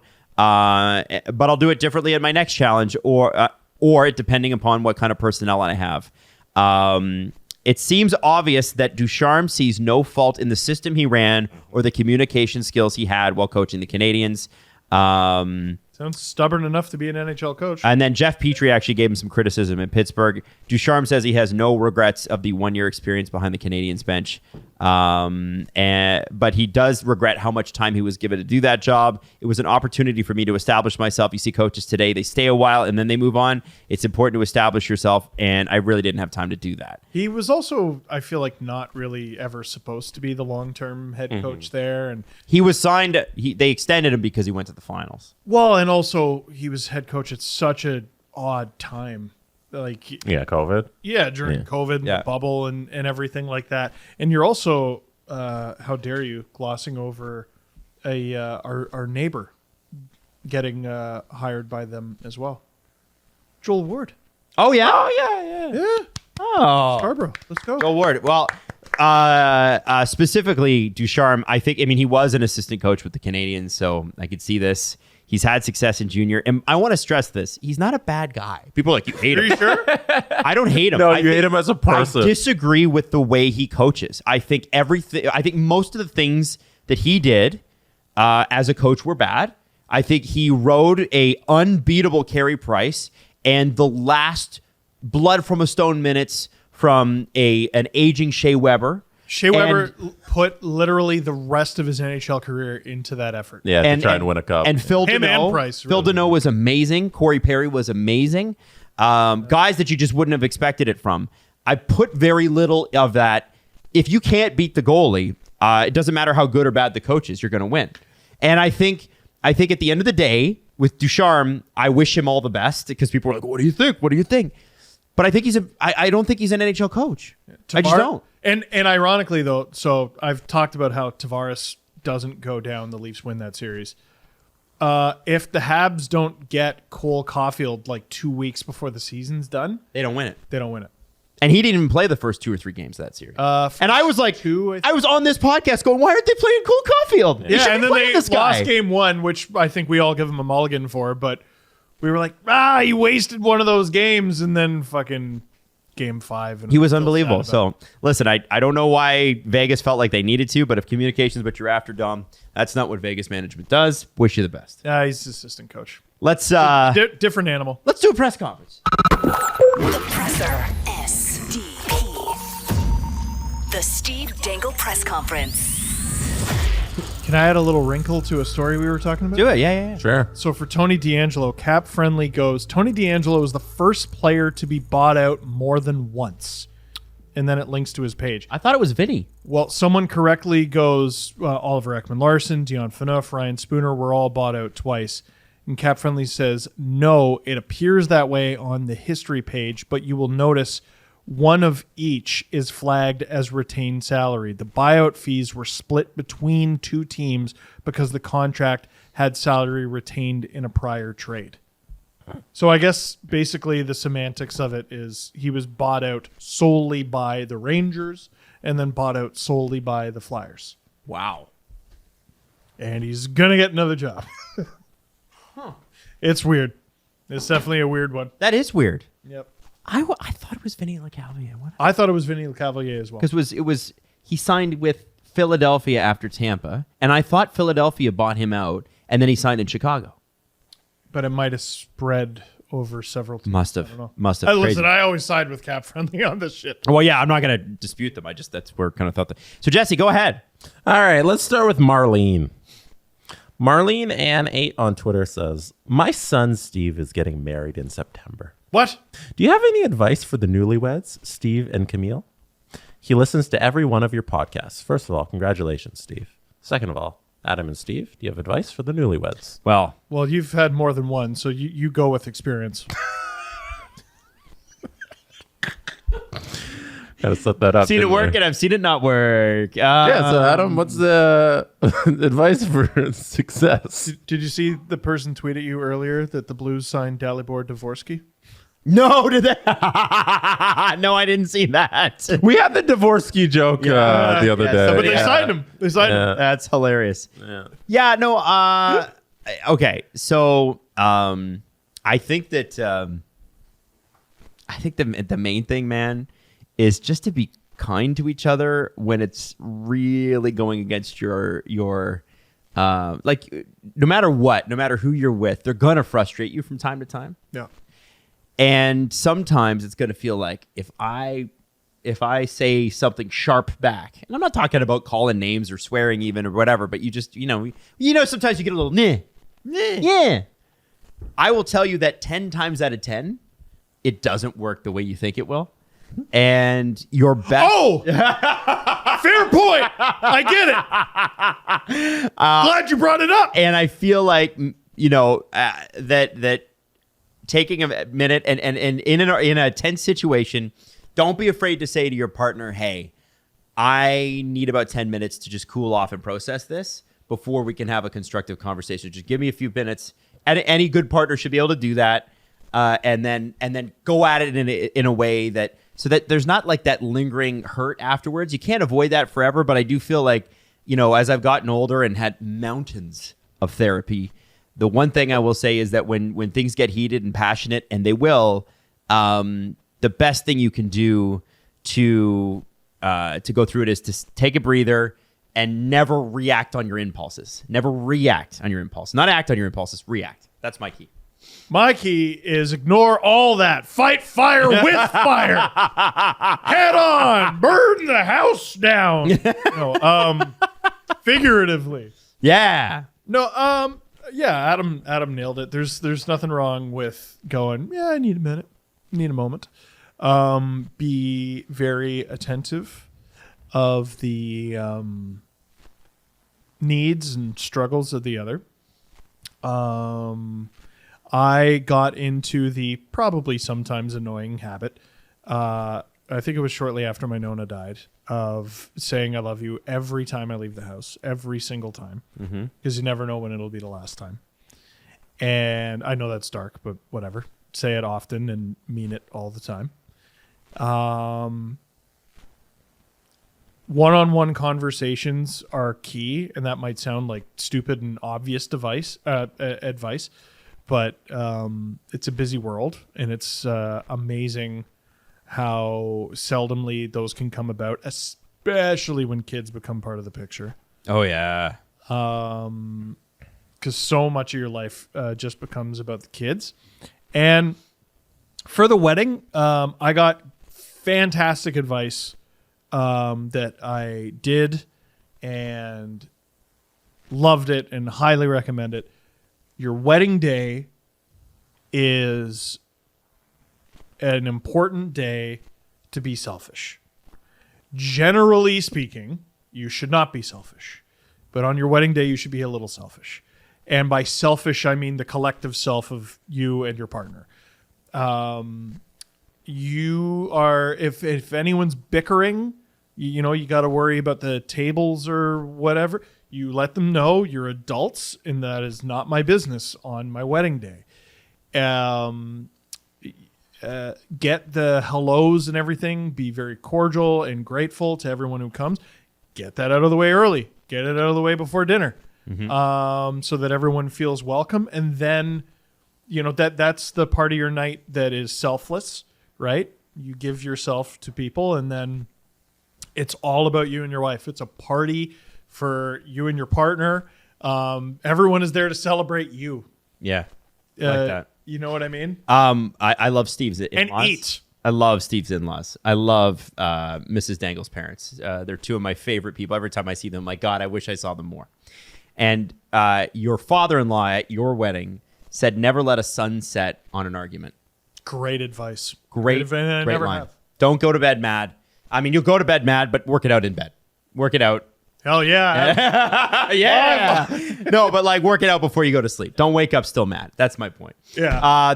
We were way too long on that. But Jesse, what about you? You've been in a relationship a really long time. You've lived with your You've been partner a really secretly long married time. for 2 years. I think we just said we've been way too long on that. I want to get in more Oh, questions. he's not going to talk about it. Fine. No, I think we should get in more than one question. All right. See, when's your birthday? It's been Fine. 7. It's been like 6 minutes. All right, I got a DM from Robin about our last episode when we talked about Sweden. Robin says, "Hey, dude, love the pod. I'm from Richmond Hill, but I've been playing hockey in Sweden for the better part of the last 10 years. Excited to see you guys in Stockholm. Yeah. I just wanted to mention I played hockey in a town 20 minutes from Almhut, where the first IKEA is, and cracked up how you guys talked about wanting to go there and saying it must be a tourist attraction. I can confirm to you that it is just a completely normal IKEA. Oh. Nothing to see there, but if you guys want suggestions on things to see and eat in Sweden, feel free to reach out." Absolutely. Absolutely, I want. So, I don't give a shit about the IKEA. yeah, you were so down. Going. It's a store. It's a furniture Jesse, store. we got to go. Like, I gotta can't go, even Jesse. bring home the things that they offer. Jesse. It's furniture. I want to see it. No. It's the first I bet it's an IKEA. IKEA. Big. I'm going to get you a Frudenduden. A Fruden? Yeah, that's what I'm going to get you that. And it's going to be the size of your house. Because I want to eat Swedish meatballs Yes. in the first IKEA. Why does it got to be the first? They offer those in Sweden. They offer them At here large. at the fake IKEAs that aren't the real one, the first one. Oh, Jusk. Is Jusk Finnish or Swedish?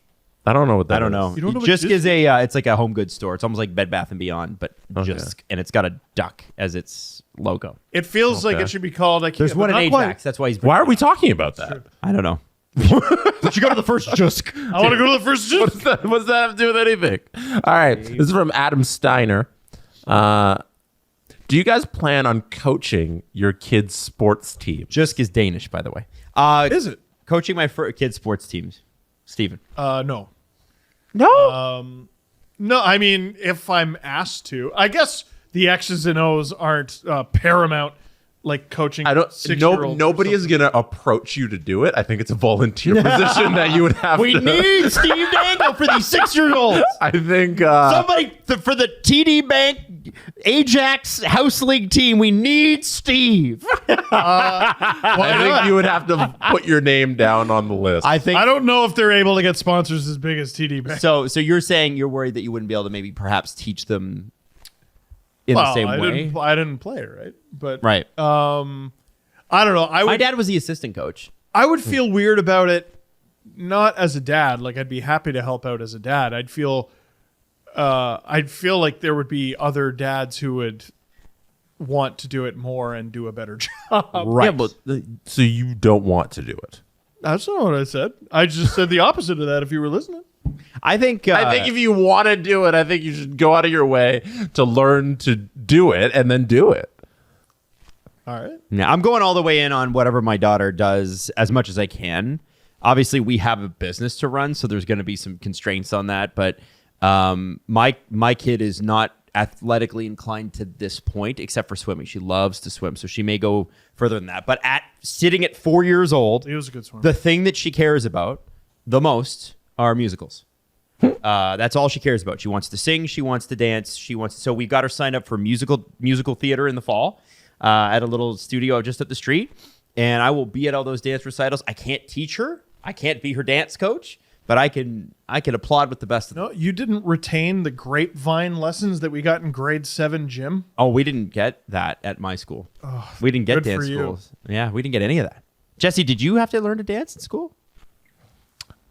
Not really. No?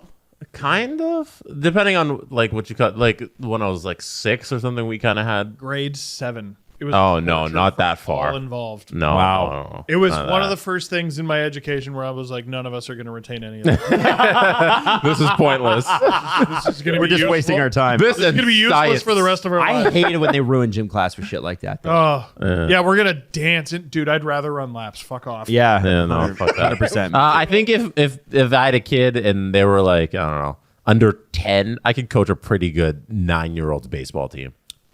I think you'd be I very think good I at could. I think I could coach the Mississauga Twins to the championship. but what you if- like what if played you sports coached at a pretty high level, though, right? further- Yeah, but when I was a kid, What if you coached further east so that Leo could participate? He's got a great arm. go to fucking Ajax. Yeah, or no, I'll be like one of the hyper competitive parents in Ontario. I'll forge divorce papers, pretend like he lives somewhere Yeah. that he doesn't, and get him onto your team. Oh no, he's in this school district. Yeah. There you go. You have a friend who lives in the neighborhood. He lives there. Yeah. I think I coach a pretty good 9-year-olds baseball team. This is from Moist Jawa. Terrible. Terrible. Star and Wars we're fan. all worse Moist. for having heard your name. Where does Willie play game 1? Toronto with the opposing team. No, I'm kidding. Who do they play on opening night? Yeah, no, I think Willie's. I think it's the Habs. Well, okay. Even if Willie walks next year, I was thinking about this the other day. How can you not have William Nylander on your roster at $6.9 million? It just doesn't make sense unless you got a crazy amount of prospects coming back, or like somebody who can help you right away. William Nylander at $6.9 million, you'd be better just let him play. It's too much value Yeah, way too much. Way for too a team that's cap strapped. Yeah. Currently they're the team that's the most over the cap in the entire NHL right now. They need William Nylander at this number. The Leafs are the most over the cap. Yeah, they're at $92 million. Sick. Steve, do you agree or do you have a interesting answer?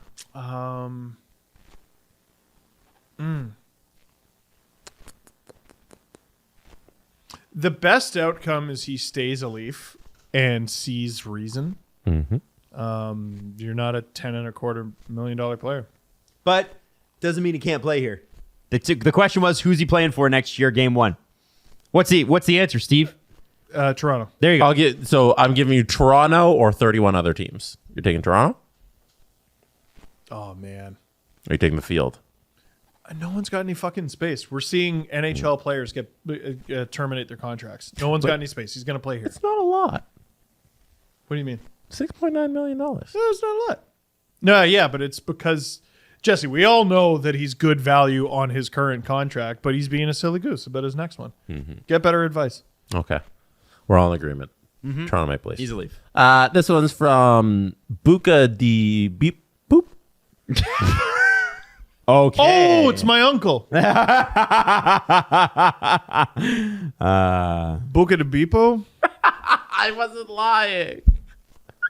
I'm positive that means something in Italian. I'm going to Google it. Nice for Calder. Not likely. No? I thought that was a trade, and I'm like, Who have is bumped likely? your head. I am not trading anyone for Nyes. I would put a couple bucks on him at the beginning of the year just in case like Connor Bedard doesn't get out to the best start. Fantilli. Yeah, like Yeah. listen, it's not nuts. No, it's not. Because okay, here's why it's not nuts, and I know people are gonna laugh. Bedard is a better player. He's a phenom. Like we get it, but that's not what it's about necessarily. And Fantilli as well, Leo Carlson. Man, there's some really, really good players. But Don't forget all the last year's draft picks who are going to be entering the league this year. exactly. But Nyes is gonna probably walk on to the potentially first line of a team that finished 5th last year, which is a crazy opportunity. He's gonna walk on to potentially at the way it's looking right now. If it's not Tyler Bertuzzi playing with Matthews and Marner, it'll very likely be Nyes. Now, if he doesn't get that opportunity, I have a very difficult time seeing him winning the Calder. This is a lot more reasonable question than it appears on the surface. Yeah. I could see him finishing top 3 in Calder voting. Like, how good... Like, I think he could be, like, the 12th best rookie next year and win the Calder just because of the opportunity that may be afforded to him. Then you just might rack up a bunch of points, and Yeah. you have to vote for him or something. Like you know? Bedard's going to walk onto the Blackhawks, and it's not going to be like, here's this amazing support staff. It's going to be like, save us, right? And it's just not the same at all. Who's going to have the better career? I mean, Bedard, probably. He should be putting up 100 points every year, just because of how good he is. But Nyes winning the Calder, there's a chance. I don't think he's gonna beat out for the actual Calder, but I think he might finish. Be a nominee. Not top 3. I think is reasonable for Nice. Even in the conversation as we approach the trade deadline, like, oh yeah, he's like 5th or 6th. Yeah, that's interesting. I like that. This is from Pink Rain 88. If you had a personalized license plate, what would it say? No, I hate those. Yell Man 69. I don't know. 69 420. I like that. Yeah, man. It's too long, but still good. DGL. Yell Man can Yell Man fit. works. Yeah. No, that's enough characters. Yeah. There you Yeah, go. man. Yeah. Yell Man. I was trying to think of what would the abbreviation be for Dangle Don't Key. I want to identify that my car is mine, but also please don't key it. You know? I would be fathead, just because I think. And everybody be Fathead like, does fits. he have a fat head? So I think it'd be You funny. sure it wouldn't be Wild Thing? No, no, I'd have to kick my own ass. That would be terrible. Yeah, used after to- Jesse and I did. I used to take the GO train every day when I went to Ryerson. Take the GO train and then I walk the path up to TMU now. Sorry, it's not Ryerson anymore. And then when I would drive or take the bus to the GO station, one of the cars in the parking lot had the license plate Blake. And I was always so jealous because that's the only license plate in Ontario that can have Blake on the back of it. And I was like, that should be my license plate. So I'd like to steal that one day from that person. What about FCK-TRDU? Little fuck Trudeau license plate. What about that? I like that. Why You not? need people to know where you stand politically. Like, Yeah. I'm not voting for that guy. Or, by the way, I'm sick of seeing fuck Polyev stickers. People got to knock it off. With that. Yeah, there's so many of them. Yeah, there's so many. They got to knock it off. All right, Jesse. Any others? Although you could also get a green car and just and then the like, let's say it's an Aston Martin, Jesse. You buy yourself an Aston Martin and it's green, British racing green, and you could write "Go Train" on the back. The license plate. Go Train. That'd be funny. That's funny as shit, man. That'd be great. 'Cause Go Trains are green. And then it's gonna cost way more than it should. Yes, of course, and never get you there on time. Ever. Yeah. And don't you dare forget to swipe off, otherwise we're going to charge you the entire effing ride. I think you should get a sticker of Calvin from Calvin and Hobbes peeing on your least favorite team's logo.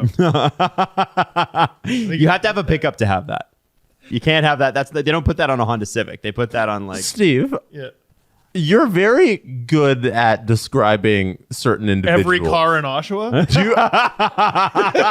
My question was going to be, but you already answered it. Do you live amongst a lot of these people? I will say, since the move, I couldn't help but notice there are so many fewer Canadian flags on cars. Yeah. Ajax is a lot less patriotic than Oshawa.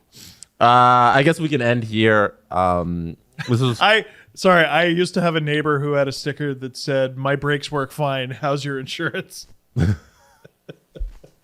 This big bumper sticker community in Oshawa. Yeah.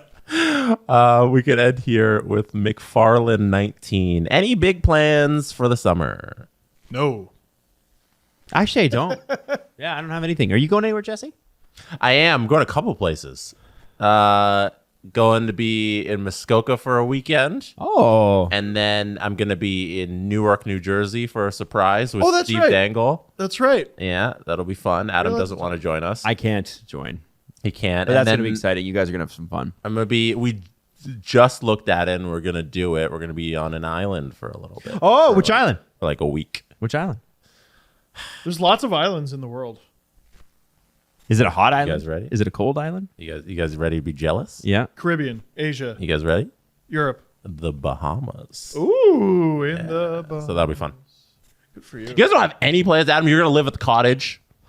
Yeah, I'm gonna be at my wife's family's cottage. I'm gonna be mooching all summer. You married into a cottage. Yeah, I did. I married into What a a cottage, and it's nice. So I'm gonna be doing that. Work smarter, not harder, kids. Exactly. And I think we should probably talk about too what's going on with the channel, because obviously Before we do that, Steve, you always go away to a cottage every year. yes. You? Yeah, because last year you were going away to your cottage and you booked it in the middle of free agency. Oh, right. And this year, are you doing? Do you remember that? about And that. Steve's like, "Do I have to do anything this week? Can I go away to the cottage?" Because I forgot it was later than it usually is. Yeah. Dumbass. Are you going up again this year? We rented. I think it's a different one. And a bunch of our friends, not you guys, fuck off, are going to join us, and they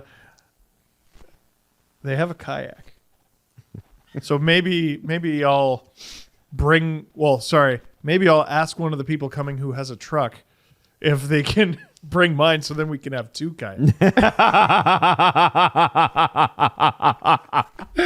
So you lied when you said you weren't doing anything. You're going up to. You're doing a cottage. You're going to, like, we're you're going not to Cotty going for like a. You're going to Cotty for a I think week. there's something in there. And you're Cotty. gonna go Cotty and kayak. That's a fun little excursion in the summer. Bring Leo in the kayak.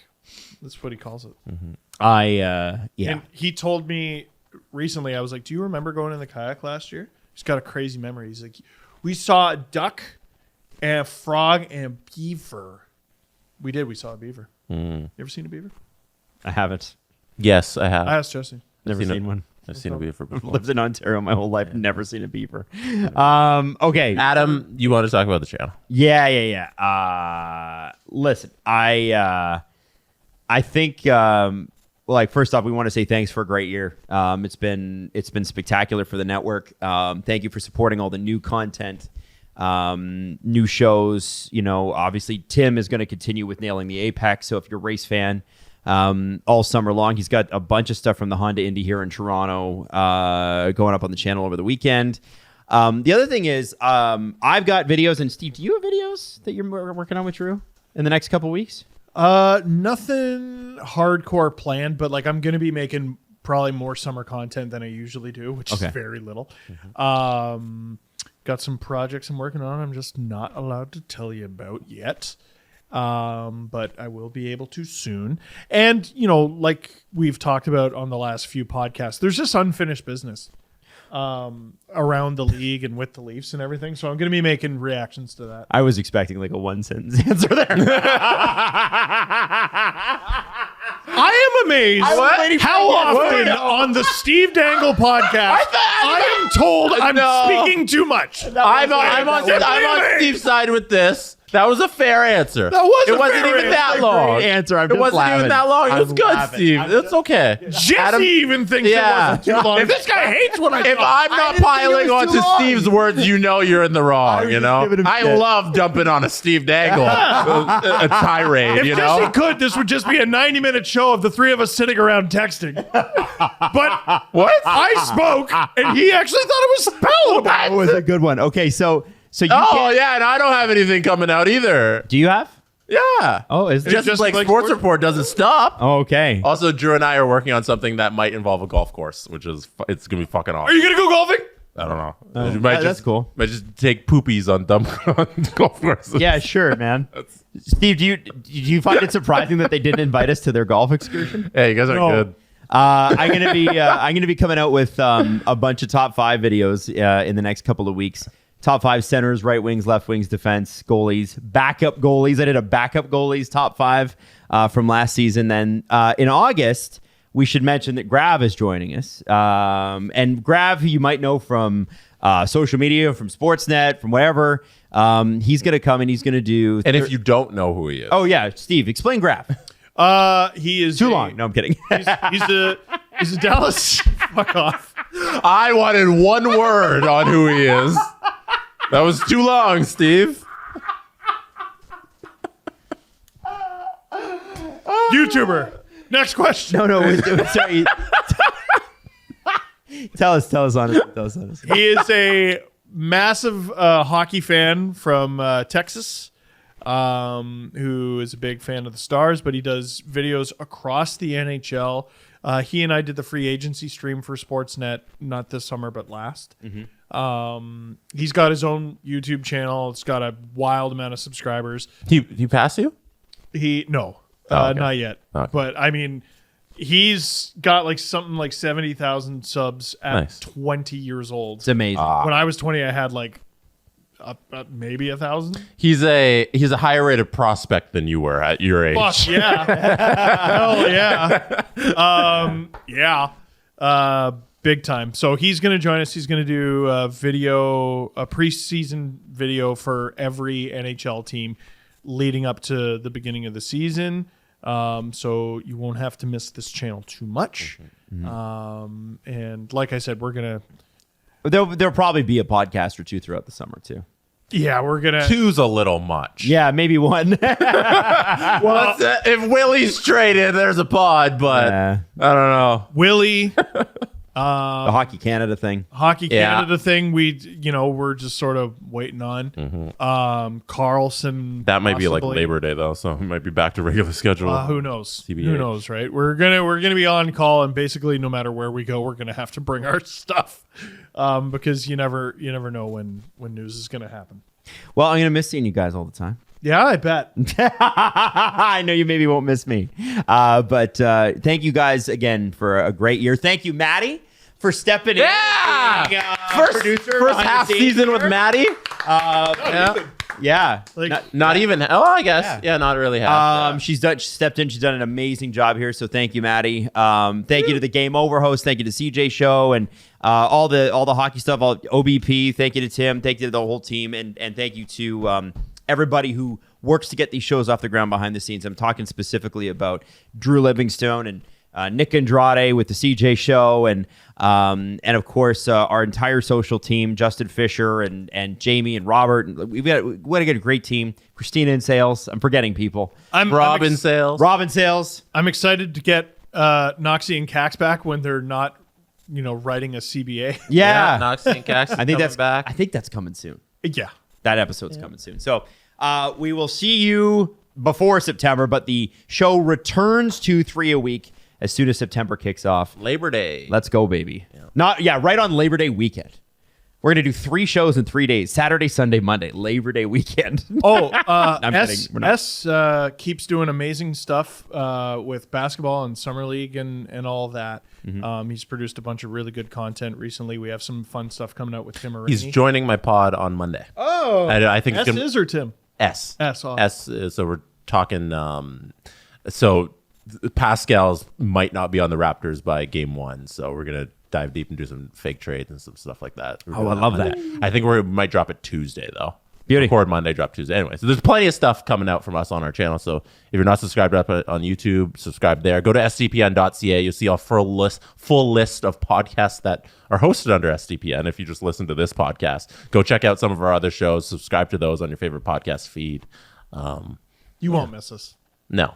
Okay. Can't miss us if we never leave. Let's fire the extra. Let's do it. Adam says we talk too much. We so. do. We're talking too much. This is Oh, it's too been, much. He wants less podcasts out of us. So silence is what you get. Perfect. Yeah. Perfect. Enjoy your summers. Steve, enjoy Muskoka, where you join all the hockey elite in Muskoka. Oh, Willie for Carlson. The Steve Dangle Podcast. Powered by Sports Interaction. Want to bet? Follow the guys on Twitter at Steve_Dangle, at Adam WYLDE, and at Jesse Blake. Connection complete.